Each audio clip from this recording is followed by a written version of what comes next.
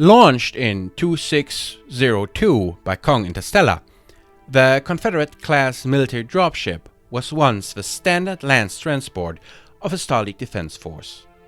Resembling a scaled-down Union, it served with the SLDF up to the Amaris Civil War.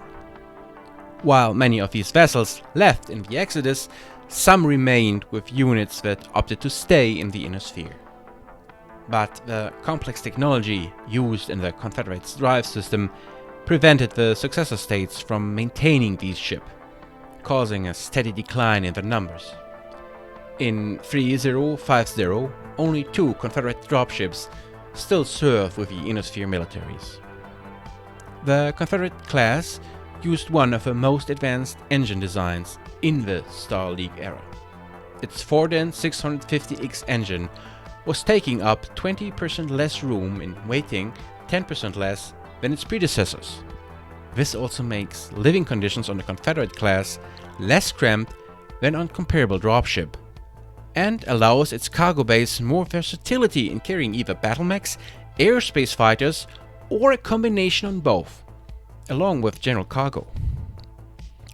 With a loadout of 14 Thunderbolt DT large lasers and 20 Hammond medium lasers, the Confederate lacks the diverse armament and punch of other dropships, such as the Leopard. However, its 36 tons of armor offer far superior protection, and the nature of its weapons ensures that ammunition is never an issue. This, coupled with the Confederates' efficient use of fuel, makes it a very self-sufficient vehicle capable of extended independent operations. The Confederate has 3 cargo bays.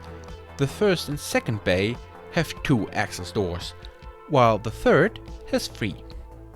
In service to the SLDF, the Confederates' typical loadout was either 2 Aerospace fighters and 4 mechs, or 6 mechs, although this diminished the amount of cargo space available. The Confederates' lowest deck contains its mech bay, as well as superior maintenance and repair facilities. A series of storerooms on the second deck provide the vessel with a moderate cargo capacity, much of which is dedicated to spares and pods for the mechs. The Confederates' bridge and crew quarters are typically austere and cramped, the price paid for the excellent mech facilities. The craft is not as cramped as comparable vessels such as the Leopard, however, so most crew members do not object to serving on the Confederate. Several other Confederates remain active with the Clan Tumans. Mothballed by Kerensky after arriving at the Pentagon Worlds, several of these Clan Confederates were reactivated shortly before the Clan invasion to boost the transport capabilities of the participating clans.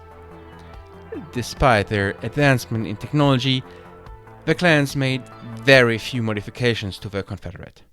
The only difference is that it's designed to carry a complete star of Omni-Mechs, divided between the first and second base, with a third assigned to spare parts for the BattleMechs. But the Confederate class has proved that it can still perform despite its age.